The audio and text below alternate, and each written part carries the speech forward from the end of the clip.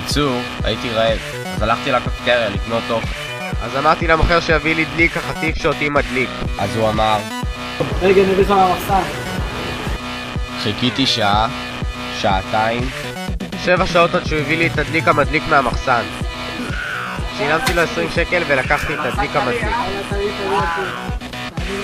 פתאום מרחוק אני קולט את אבי אלוקה. כולם קוראים לו אלוקה כי הוא כמו הילדים האלה שמסתובבים בקפיטריה ומבקשים מכולם אוכל.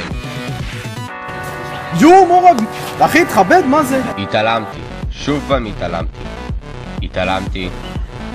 עד שהתעצבנתי ואמרתי לו, לא מפה, יא אלוקה, לך תמצא מישהו אחר להתעלק עליו. באתי לפתוח את הדליק המדליק וראיתי שהכל מלא באוויר. מה זה אח שלי? אין פה כלום, זה הכל מלא אוויר. יש לך בעיות? קשר ליצרן. הוא בעצם מתכוון יש לך בעיות? בוא מכות. לפני שאתם קונים משהו, כדאי שתבררו מה אתם קונים והאם שווה לכם לקנות אותו, כי יכולים לעבוד עליכם.